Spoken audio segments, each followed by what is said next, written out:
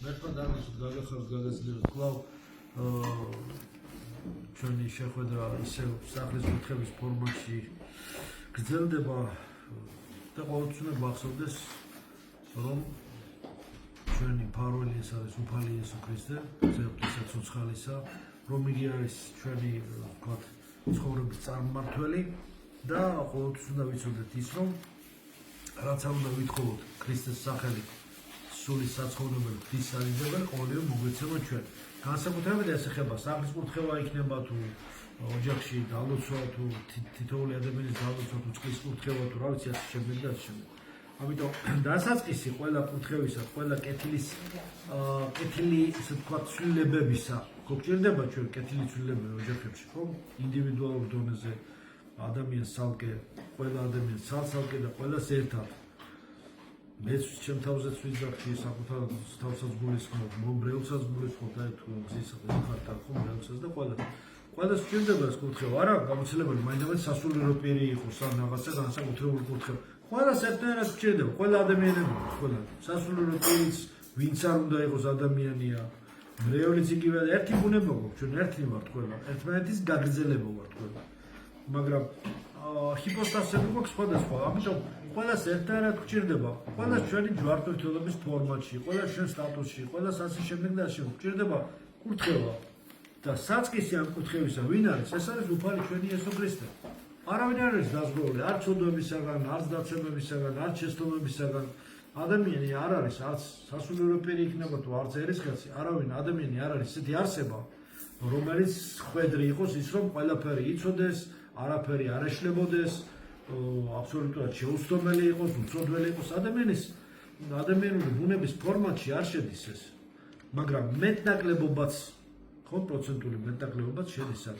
მაგრამ ის რომ ადამიანს ევალება ღვთის ხატება რომ აქვს მიცემული ღვთის მსგავსებას მიაღწიოს, ეს უცილებელი ჭეშმარიტებაა. ამავე დროს ადამიანი ძალიან რთული არსებაა. არ არის პრიმიტიული და ერთუჯრედიანი და ერთგანზომილებიანი ესე ტექნიკური ენით რო ვთქვათ არსება, ხო? ეს არის ძალიან რთული.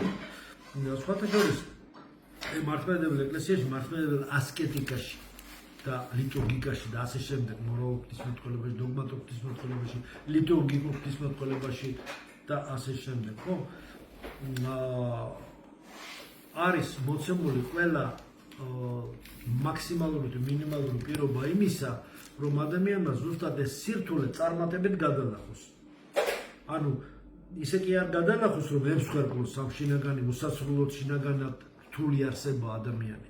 ამის გადალახოს ემსხვერპლოს და დაბრკოლდეს, არა. პირიქით, ეს შინაგანი სირთულე ადამიანის იქნეს გადალახული ღვთის სადიდებლად, სულის საცხოვრებლად, რომ ეს სირთულე მის მეტაფიზიკურ სიმართლეს გამთლიანებას ემსახუროს და მოუხდეს მას, როგორც მის გამთლიანებას, ხო?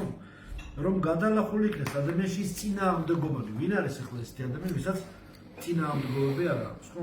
უნდა ერთი, მაგრამ აკეთებს მეორეს, ხო? პავლე მოციქული გავიხსენოთ, მინდა სიკეთე, ხა ზუსტ ციტირებას არ ვაკეთებ.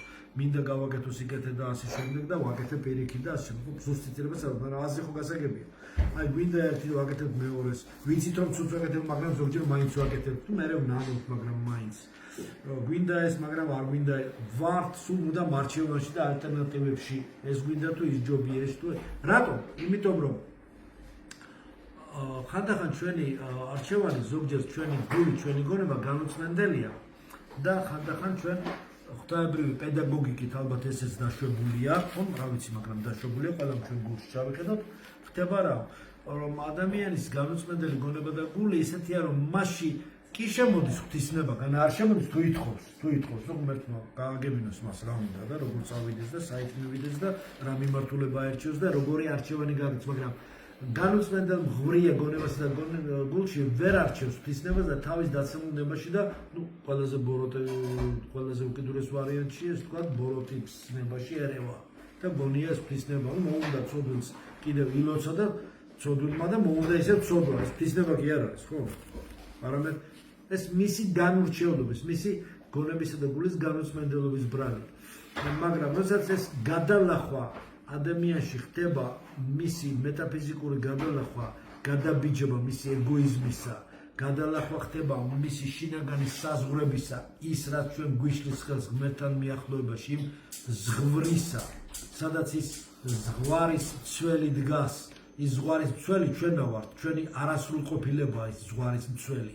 ის ზღვარი, ზღვარში რა იგულისხმება?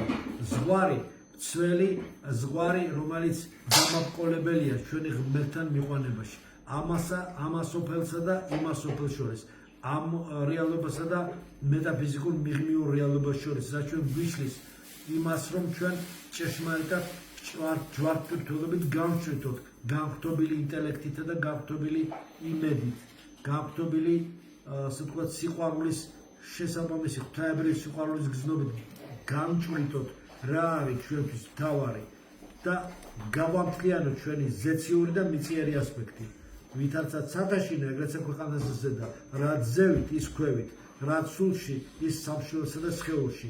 ანუ ჩვენ გადავლახოთ ჩვენი სულიერი თუ ხორციელი უდურებანი და ამ სულიერს და ხორციელს შორის განსხვავება, რომელიც სასურველსა და რეალობას შორის განსხვავებას ზოგჯერ წარმოადგენს. გავხადოთ ერთი მთლიანი, გადავლახავთ რა ჩვენ და იმ ზღუდეებს, რაც ჩვენ ღმერთთან მისვლას გვიშლის. ყველაფერი კარგია, რაც ღმერთთან გაახლოვებს. მაგრამ ყველაფერი ის ცუდია, რაც ღმერთთან მისვლას გიშლის. ამიტომ წარმოგზავნა უფალმა ძე უფლისა ჩვენისა, ძე მამამა თვისი ძე წარმოგზავნა იმისათვის, რისთვის წარმოგზავნა, რომ მისი სისხლით, მისი გვერდიდან გამომავალი სისხლით და წყალით გადალახული იქნეს ზღუდე ზეცასა და მიწას შორის, რომ გადალახული იქნეს ის რაც უშლიდა ადამიანს ღმერთთან მიახლოებას, ლეგერე. ანუ ღმერთთან თავიდან შეგვაერთა ღმერთმა, კვლავ თავიდან შეგვაერთა ქრისტემ, თავიდან შეგვაერთა ახალი აღთქმით. ახალი აღთქმა ძველი აღთქმის შემდეგ დაიდო, რათა ჩვენ ახალი აღთქმით კვლავ ღმერთთან შეერთებულნი გადავლახოთ ამარ და იმ სოფელს შორის ზღვარი და იხილავთ თქვენ ანგელოზებსო აღმავალსა და ჩამომავალსო, ხო, გაცნობ? ანუ ის რაც გვიშლის ჩვენ ღმერთთან მიახლოებაში, ქრისტემ თავისი განსხეულებით ჩამოვიდა რა მისად, მოგცა საშუალება ჩვენ იმისა, რომ ჩვენ ზეცად დავმაღლდეთ. იგი გახდა ადამიანთა ჩვენ ღმერთს მადლით მივემსგავსოთ. სხეული შეიძლება დამამყოლებელიც იყოს ადამიანის. სხეული თავისას ითხოვს და საკმაოდ ჯიუტია სხეული. ანუ სხეული როგორც ხორცთა ასპექტი, ხორცთა აღძვრისა და ხორცთავნებათა და ხორცის დომინირების ბალასტური ასპექტი, რომელიც ადამიანს ამძიმებს, ეს თავისთავად ძალიან ხანგრძლივ ბრძოლად შეიძლება იყოს. შეიძლება 1 და 2 დღის ბრძოლა არაფერი არ იყოს, მაგრამ როცა ბრძოლა უკვე სულიერი ვნება ბრძოლა და რაღაცა მავნეჩვევა განგრძობილ ხასიათს იღებს, ყველას გვახასიათებს მეტნაკლებად, ხო? ეს უკვე განსაცდელია მაშინ.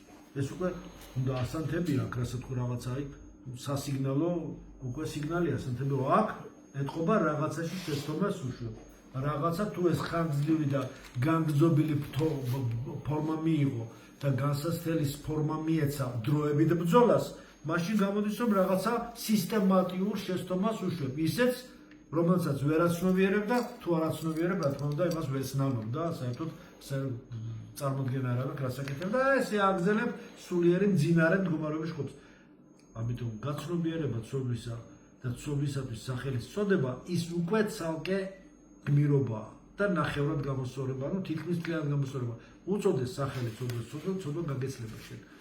და აქვს სახელი, რაც უნდა მიენიჭოს, რაც უნდა მიეცეს სახელი, რაც სახელი უნდა მიენიჭოს იმას და აქვს თავის სახელი და ის აუცილებლად თავის სახელს რომ მიანიჭებ, ის უკვე დაფიქსირდება და შესაბამის ადეკვატურ იდენტიფიცირებად ფორმას მიიღებს. და მე უფრო ადვილი გახდება მისი გადალახვა იმ წინააღმდეგობის. ღვთის მადლი, როგორც აღნიშნეთ, არასოდეს არ ილევა. არავისაც შეეპაროს ეჭვრო, ღვთის მადლი ილევა, მეც რაღაცა არ აქვს, რაღაცას გვიმალავს, არ გვაძლევს და ზოგი რაღაცას დაუშვათ ითხოვს, ხო?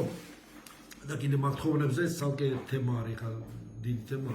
თხოვნა რა უნდა ვიყო საფრთხეების დროს სიკლოცებში რა მოიხსენება კვერექსებში, ამას დიდი ჩაფიქრება უნდა. დილის უცებში, საღამოს უცებში რა არის? ღვთის მადლი არ ილევა, მაგრამ გრამატიკული უნდა იყოს შენი ღვთისმეტყველური გრამატიკით არის გამართული ყველა თხოვნა ლოცვა ვედრება. ესე ქაოსური, შენ რაც მოგივა რაღაცა შენი ეს სურვილებისა, შენი გარკვეული რაღაც აფექტები და შენი ემოციების ესე ზეცაში შეჭრა შეიძლება. შენდა ძალიან ხილად და კონკრეტული უნდა იყოს შენს თხოვნა-ვედრები. შენ თხოვნება და ვედრება აღსრულება იცი და მე რა ვიტყვი რა ეს არ მithხოვე, ის არ მithხოვე.